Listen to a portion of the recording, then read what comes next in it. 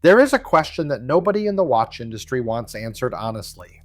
If Rolex is the ultimate status symbol, if owning one means something, if the waitlist and the premium and the brand mythology all point to something real, then why have the people with actual unlimited money quietly stopped wearing them?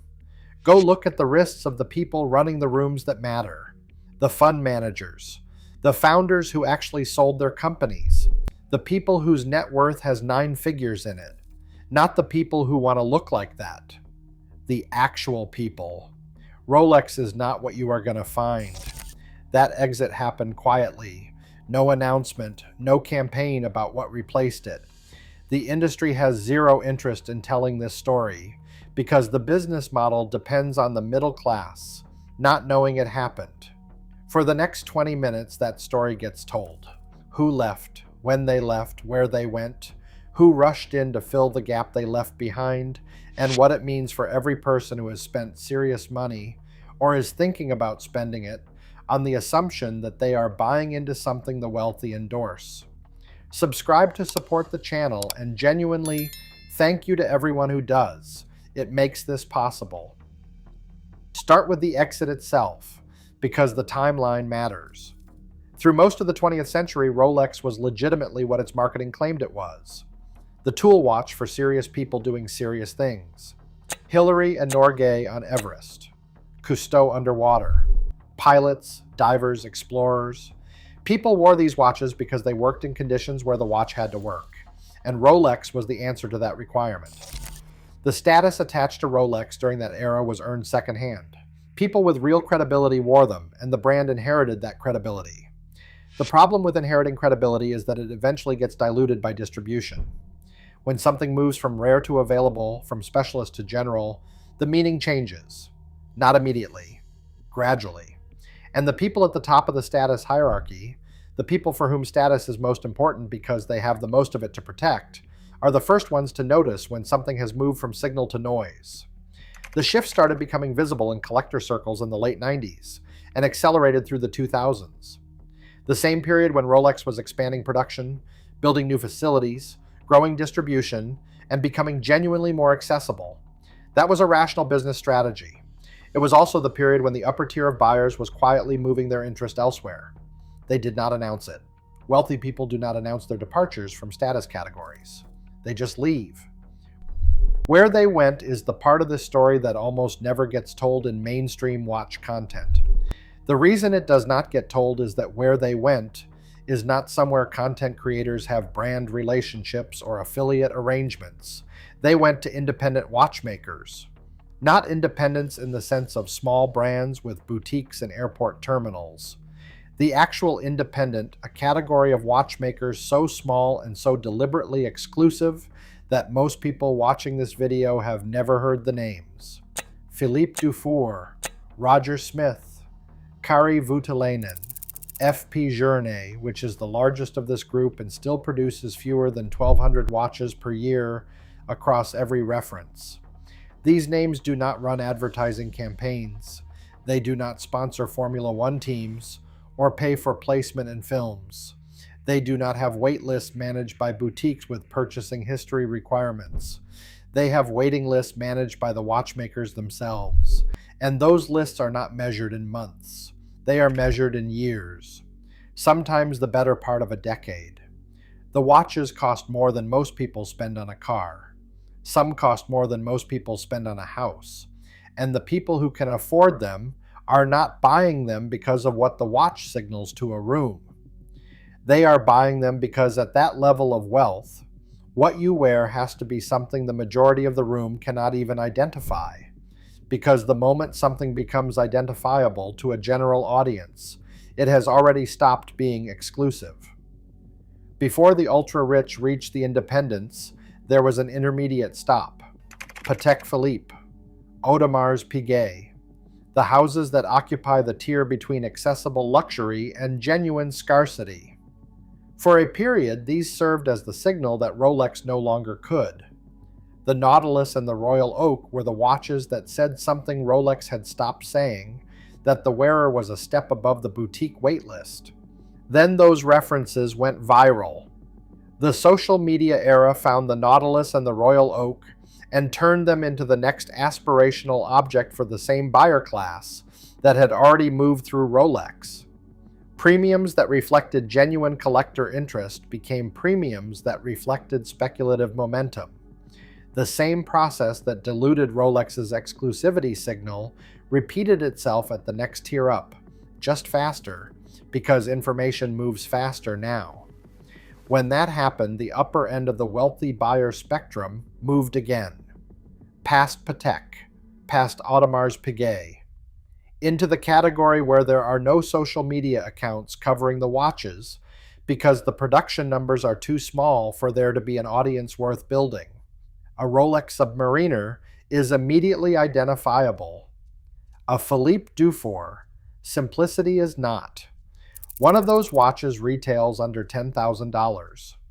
The other does not get sold at retail because there is no retail. Every piece goes directly from the watchmaker to a specific buyer on a specific list. The ultra-rich are not wearing the watches you can get from a boutique. They never were for long. Here is what that means for the market that formed around Rolex during the 2000s and the pandemic years. This is the part that should genuinely change how anyone thinks about a Rolex purchase. The premium that Rolex commands, the gray market markup, the waitlist psychology, the idea that buying one is buying into something exclusive, was built on an association with serious people who used and valued the product. That association was real when it was built. The question worth asking is whether it is still real, or whether the association is now a historical artifact that the brand is selling without the underlying reality that created it. The people at the top of the wealth spectrum have moved on. The Rolex boutique waitlist is now populated almost entirely by aspirational buyers, people who are trying to access a status signal they believe the wealthy endorse. The wealthy have already moved 2 categories further along the exclusivity spectrum. The aspiration is real. The destination it points to is not quite what it used to be. There is a specific mechanism inside the Rolex authorized dealer system that deserves attention here because it reveals something important about who the waitlist is actually designed for. The purchasing history requirement, the expectation that a buyer spend on other references before being offered access to the desirable ones, is presented to buyers as a relationship. The boutique knowing who you are, trust built over time. The implication is that this is how exclusivity works at a certain level, that real luxury requires earning access. What it actually is a mechanism for capturing spending from a buyer class, motivated enough by aspiration to buy things they did not particularly want, in order to unlock the thing they do want. A buyer who purchases a Datejust and an Oyster Perpetual to build their way toward a Submariner allocation is not being welcomed into an exclusive relationship. They are demonstrating a specific psychological profile, high aspiration, high deference to the brand's control over the transaction, and a willingness to spend on the brand's terms rather than their own. The ultra-rich do not build purchasing histories at boutiques. The idea is categorically incompatible with how actual wealth operates. A person with 9 figures does not spend 6 months buying watches. They do not want to earn the right to buy the watch they do want. They either have direct access through private channels, or they move to a category where the access structure does not require this kind of performance. The purchasing history requirement exists because it works on a specific buyer, and that buyer is not the one the system implies it is designed for. This is not a criticism of Rolex as a product. The watches are genuinely well made, the movements are reliable, and the finish quality is consistently high for the price tier. Nothing in this video is an argument that a Rolex Submariner is a bad watch. It is an excellent watch. The argument is about what it signals and who that signal is actually reaching, because those 2 things have quietly diverged. Subscribe to the channel to support this kind of content. It helps more than most people realize. The gap that opened when the ultra-rich exited has been filled with remarkable speed and remarkable enthusiasm by a buyer class that the watch industry now relies on completely. Understanding who that buyer is and how the industry thinks about them is uncomfortable because that buyer is almost certainly familiar. It is the professional, the person between 30 and 50 with a career that has gone well, an income that allows discretionary spending at a meaningful level, and an awareness of luxury categories that came through media, through social circles, and through the aspirational pull of watching people one tier above make certain choices. The watch industry calls this buyer the aspirational middle class in internal conversations. The content that serves this buyer, the YouTube channels, the Instagram accounts, the forums and communities, is financed by the brands and retailers serving this buyer. The incentive structure of the watch content ecosystem is almost perfectly aligned around this one demographic. None of that ecosystem has any financial interest in telling this buyer that the product they are being guided toward is one the people they are aspiring to emulate have already left behind. There is a specific moment when a status object crosses from exclusive to saturated, and it is always the same moment, when the people who cannot afford the genuine article start wearing convincing substitutes in large enough numbers that the genuine article becomes visually indistinguishable from the substitute in the environments where it matters most. The Rolex Submariner reached that moment years ago.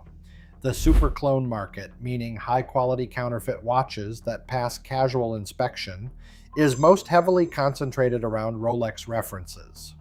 Not because Rolex makes bad watches, because Rolex makes the most recognized watches, and recognition is what creates the incentive to replicate. A watch that nobody knows is not worth copying. A watch that everyone knows is worth copying precisely because it carries a signal that can be borrowed without paying for it. The result is an environment where a genuine Rolex Submariner on a wrist at a business dinner exists in a sea of visual ambiguity.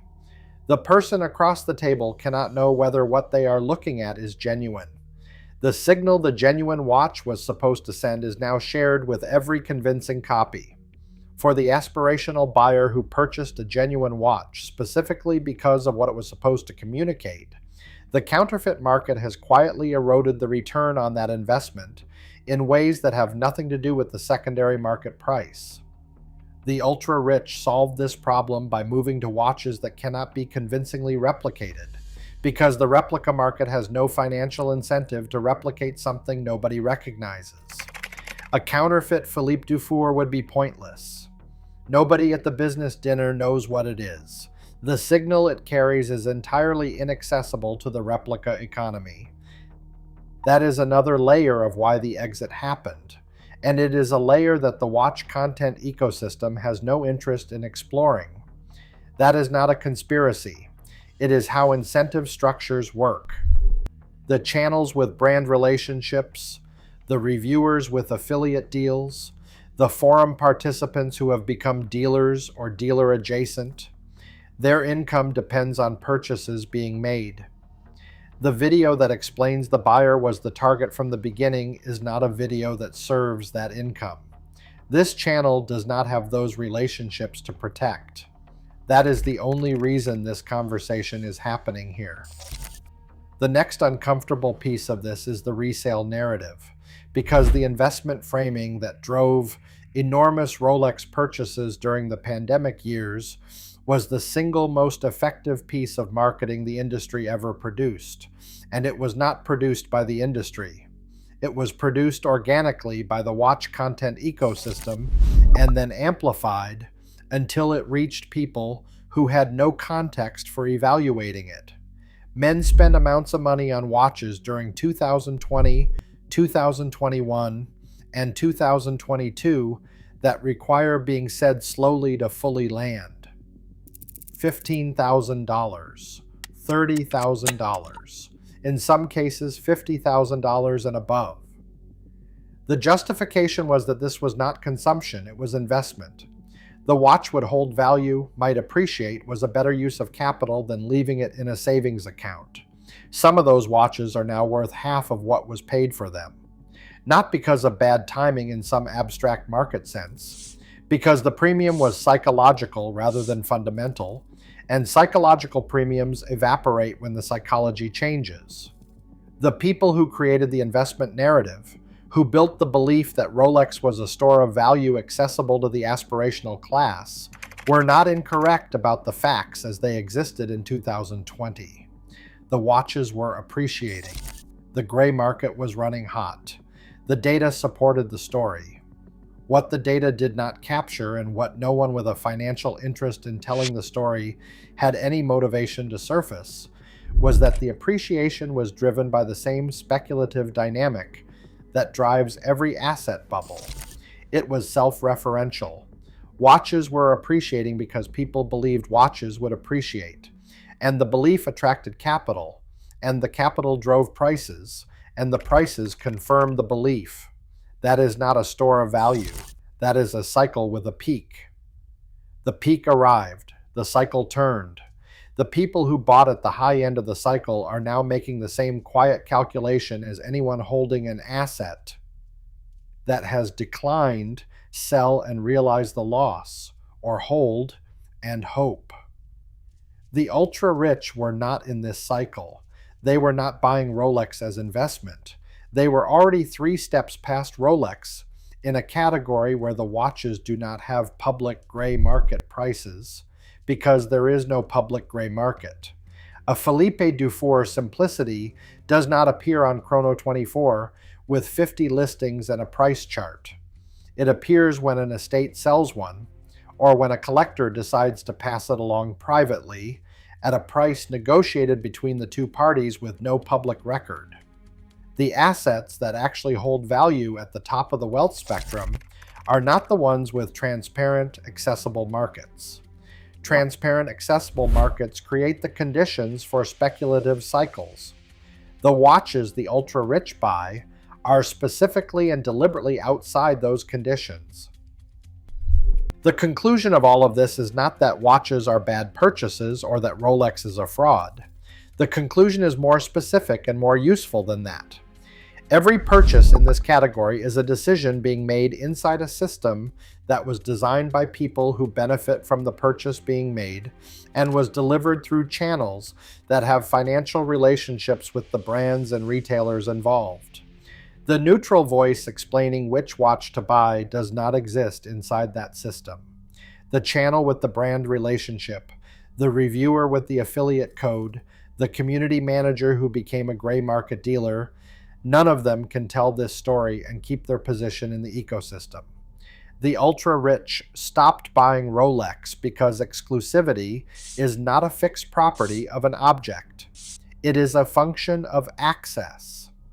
When access expands to a point where the aspirational middle class can obtain the same object through a waitlist and a boutique relationship, the object stops functioning as a signal of the tier the ultra-rich occupy.